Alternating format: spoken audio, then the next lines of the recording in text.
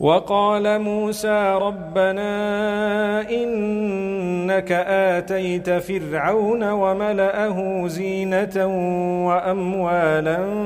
في الحياة الدنيا ربنا ليضلوا عن سبيلك ربنا اطمس على أموالهم واشدد على قلوبهم فلا يؤمنوا حتى يروا العذاب الأليم قال قد أجيبت دعوتكما فاستقيما ولا تتبعان سبيل الذين لا يعلمون وجاوزنا ببني إسرائيل البحر فأتبعهم فرعون وجنوده بغيا وعدوا حتى إذا أدركه الغرق قال آمنت أنه لا إله إلا الذي آمنت به بنو إسرائيل وأنا من المسلمين الآن وقد عصيت قبل وكنت من المفسدين فاليوم ننجيك ببدنك لتكون لمن خلفك آية وإن كثيرا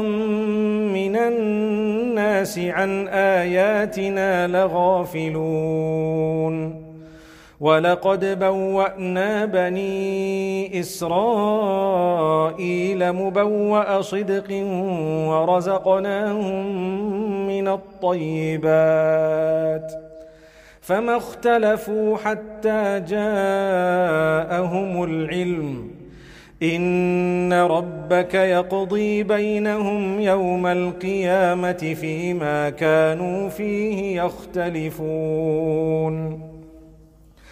فإن كنت في شك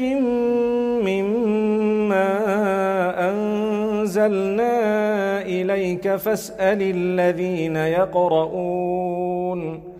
فاسأل الذين يقرؤون الكتاب من قبلك لقد جاءك الحق من ربك فلا تكونن من الممترين ولا تكونن من الذين كذبوا بآيات الله فتكون من الخاسرين إن الذين حقت عليهم كلمة ربك لا يؤمنون ولو جاءتهم كل آية حتى يروا العذاب الأليم فلولا كانت قرية آمنت فنفعها إيمانها إلا قوم يونس لما آمنوا كشفنا عنهم عذاب الخزي في الحياة الدنيا ومتعناهم إلى حين ولو شاء ربك لآمن من في الأرض كلهم جميعا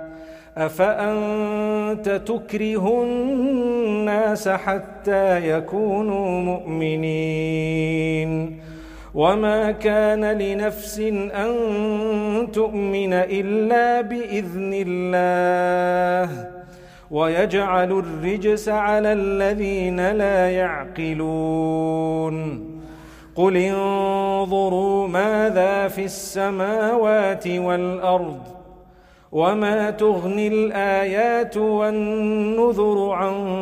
قوم لا يؤمنون